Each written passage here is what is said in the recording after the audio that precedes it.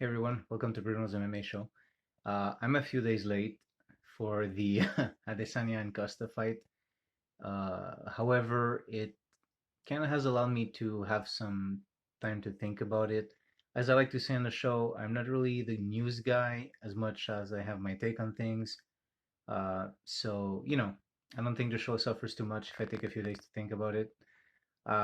So this is not going to be a long video by my standards, especially. Nevertheless, I kind of want to talk about it because obviously that was a very one-sided fight. Adesanya really just moved, like, just dismantled Costa to a degree that I did not expect. How can I put this? I guess I expected Adesanya to win, but in my mind it was this thing where, oh, if Costa gets him though, like it was a real possibility for me. But that very quickly it was obvious it was not going to happen. That wasn't going to be an option. And a lot of people criticizing Costa over it, which I kind of find personally. I think people who are like, oh, it's because he didn't charge as usual. It's because he didn't do his thing that he normally does. I think that's not understanding something. Let me tell you, as someone who, well, I mean, now during the pandemic, I have people who are vulnerable, so I haven't trained in a while. Really miss it. But as someone who has experience in sparring, actual full contact sparring, when you're facing someone who's much better than you, much like more technical, and yes, the answer is to charge forward. But let me tell you something. There's something that happens where the body language, you can kind of tell what's going on. What I mean by that is, to clarify, let's say I imagine, oh, I'm gonna throw a kick at this guy. If the guy's a lot more experienced, he's gonna see it. Not only that, he's gonna shift in a way that you realize he saw it. uh, so, there's a lot of times when I'm sure against a lesser fighter, Costa would have charged at that moment, but he saw that Adesanya was ready for it. That's my take on it. I might be wrong. Maybe it was just that he hesitated. And another night he would have just charged and we would be having a very different conversation. I really think that it's not that Costa hesitated. It's not that Adesanya was overly in his head. I think it was really just that in the moments that Costa would normally be comfortable charging, he realized that Adesanya was ready for him. He read it in the body language. And Adesanya is also good at positioning, um, letting the other guy think he's going to throw and then he doesn't throw, but at that moment he doesn't capitalize on the opportunities that are available to him. I mean, Costa couldn't capitalize on them. So I think to simply say that, oh, Costa just hesitated, would have been a different fight if he had just charged, I don't think so, because Adesanya is so good with angles. I think Costa realized in the moments where he normally would have charged, if he did that now, he would pay for it. That is my take on it. Um, could be wrong on that. Now, it's not the only thing I want to address. Um, the pectoral.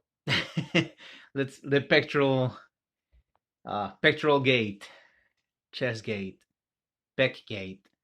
Yeah, okay. So Adesanya's pectoral seemed weird. And suddenly everyone's a medical expert on PEDs.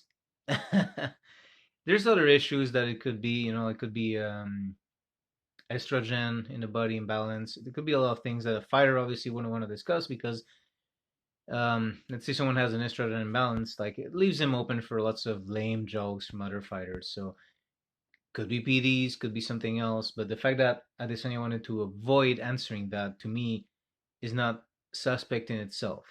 I don't think a man wants to be talking about his titty. Like I didn't mean to make it sound like that, but that's how Adesanya actually said it. Like, why is he looking at my titties? So that's why I use the word. But yeah, to me, like, of course, something to keep in mind, something to if you care about PDs in such a sport, sure, I'm not saying ignore it, but so many people are already jumping on the bandwagon, and we don't have enough facts, you know.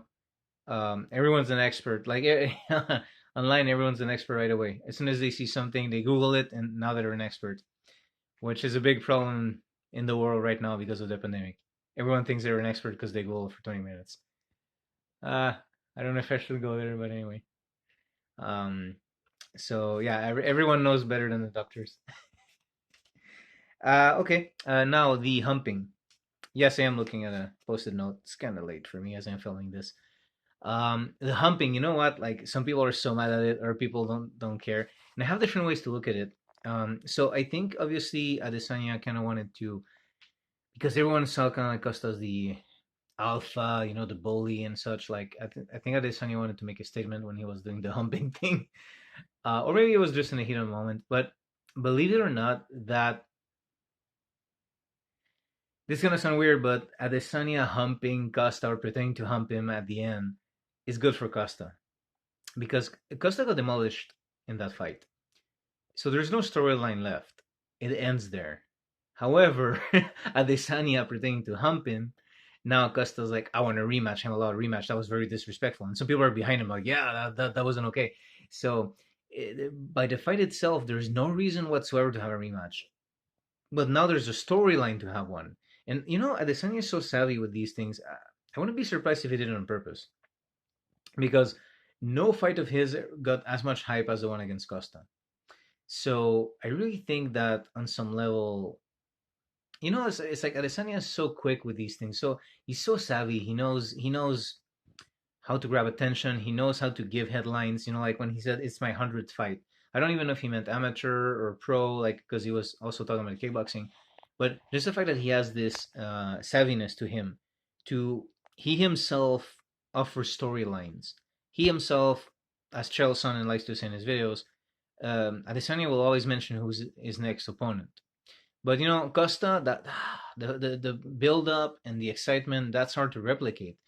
And he dismantled Costa so quickly that him pretending to hump him gives a storyline. It gives a reason for a rematch to happen beyond the actual fight, because the actual fight gives no reason for a rematch.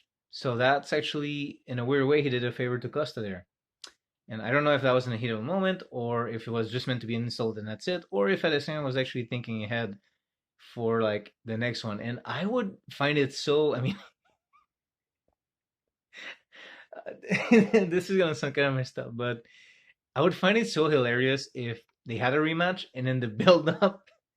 When they do a montage. I mean, hey, when McGregor fought Khabib, they showed a montage of McGregor throwing like stuff at the bus and like committing a crime basically. So what if in the build up to the other fight, they show Adesanya humping Costa? uh, okay, guys, that's pretty much it. Like I said, short video compared to my usual stuff, but um, yeah. So yeah, let me know what you guys thought in the comments. And as always, thanks for watching. Hey, see you guys next time.